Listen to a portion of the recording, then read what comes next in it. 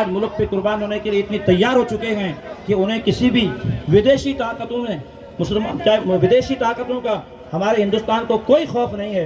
हिंदुस्तान को अगर कोई भी खतरा अगर है तो सिर्फ और सिर्फ ऐसे असामाजिक तथ्यों की वजह से है जो हमारे समाज के अंदर अशांति फैलाते हैं, समाज को बांटने का काम करते हैं, दंगा करवाते हैं। मुझे बताइए, आज हम मुसलमान हैं, यहाँ पे बाड़मेर जिले के अंदर, बाड़मेर जैसलमेर जिले के अंदर मंदिर भी हैं, मस्जिदें भी हैं, ईद मिलादुन नबी का जुलूस निकलता है, दीगर जुलूस हम लोग निकालते हैं, लेकिन कभी भी हमने मंदिर के पास में जा करके, गुरुद्वारे के पास में जा करके या किसी दूसरे धर्म की इबादत खानों पे जा करके हमने इस्लाम जिंदाबाद, मोहम्मद पैगम्बर इस्लाम सल्लल्लाहु अलैहि वसल्लम जिंदाबाद के हमने नारे नहीं लगाए।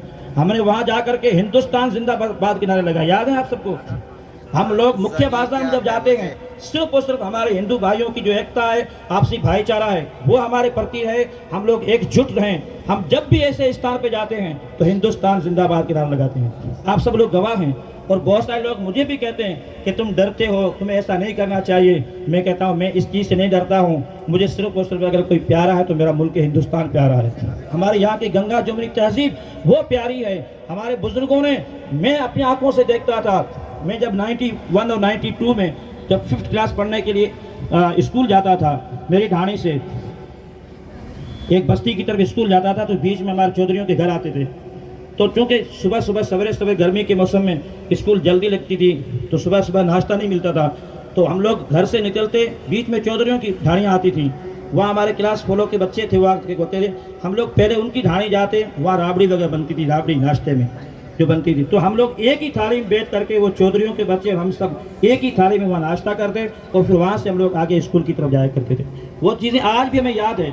हमारे अंदर कभी हिंदू मुसलमान आपसे ये जो जितनी आज खींचतान हो रही है, हमारे दिमाग में कभी ऐसा आया ही नहीं है। हमने कभी भी हिंदू भाइयों को अपने से अलग पीछे खड़े हैं, मेरे मेहरबानी बैठ जाओ, उनके साथ में भाईचारा, हमारे भाई हैं, हमारी लाइफ का एक हिस्सा हैं, हमारे पड़ोसी हैं। हम कभी भी नहीं चाहते हैं कि उनके साथ में हमारे ऐसे रिश्ते बन जाएं कि जिसकी वजह से हमारी नाइत्तेफाकियां फैलें। इसलिए हमने हमेशा कोशिश की है कि जब भी किसी धर्म की बात आती है, कोई इबादत खाना हो, कोई गुरुद्वारा हो, कोई मंदिर हो, कोई दूसरी ऐसी कोई भी जगह हो, वहाँ हम लोग शांतिपूर्वक रहें और वहाँ पे हम लोग प्यार और मोहब्बत का पैगाम दें। और हिंदुस्तान जिंदाबाद, एक बार आप भी कह दो, हिंदुस्तान हिंदुस्तान हिंदुस्तान।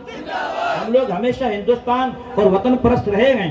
मोहब्बतें हिंदुस्तान के अंदर हमारे बुजुर्गों ने जाने दी हैं। हिंदुस्तान को आज़ाद कराने इधर ना आए, हम लोग लीगल तरीके से जो भी काम करना करेंगे। मगर रियल बात यह है कि प्रशासन ने इसके ऊपर कोई ध्यान नहीं दिया और आज ये बात हो चुकी है कि उस बंदे को गिरफ्तार नहीं किया गया, तो हज़ारों की तादाद मुसलमानों को जिला मुख्यालय पे आने के लिए उनको मजबूर होना पड़ा और आज हज़ारों की तादाद में यहाँ मुसलमान आए हैं। और मैं और भी आपसे गुजारिश करना चाहता हूँ, अगर पुलिस प्रशासन, राज्य सरकार, केंद्र सरकार इन गतिविधियों के ऊपर और ऐसी आपत्ति अगर छोड़ देंगे तो आने वाले समय के अंदर हालात मुल्क के क्या बनेंगे। आज मैं कह देना चाहता हूँ, मुल्क को खुदा की कसम विदेशी ताकतों से कोई खतरा नहीं है।